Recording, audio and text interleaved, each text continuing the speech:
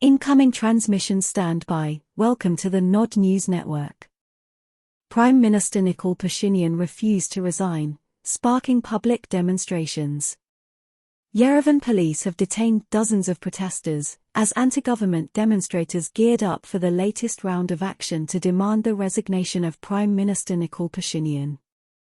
As of 10 a.m. local time 6 a.m. Greenwich Mean Time on Monday, police confirmed that 142 people were taken into custody, up from 53 an hour earlier. The protest organizers plan to occupy several major road crossings in the Armenian capital. Police have said that people who refuse lawful orders to disperse will be arrested. Meanwhile, a court in Yerevan has ordered the one-month arrest of activist Yerevan Koharyan, his attorney said. The son of ex-Armenian President Robert Koharyan was taken into custody during a protest last Friday and is accused of attacking four police officers. The man was reportedly beaten when he was apprehended. The protests in Yerevan, some of them violent, were triggered by last week's flare-up in Nagorno-Karabakh, a breakaway region of Azerbaijan with a predominantly ethnic Armenian population. In a swift military operation, Baku regained control over the region. Some have rejected calls to reintegrate into Azerbaijan and are moving to Armenia.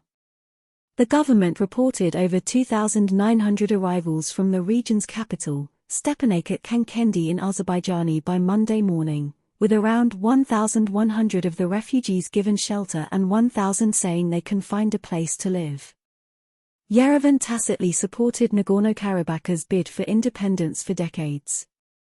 But the Pashinyan government formally acknowledged Baku's sovereignty over the region last year during peace talks that followed bloody border clashes between Armenia and Azerbaijan. The Prime Minister has distanced himself from the outcome of the hostilities, claiming that the safety of locals is Russia's responsibility. Moscow deployed peacekeepers in Nagorno-Karabakh in the wake of the 2020 war, which ended with a Russian-brokered truce. Pashinyan has rejected calls for his resignation and promised a tough response from law enforcement, in line with his government's steel mandate.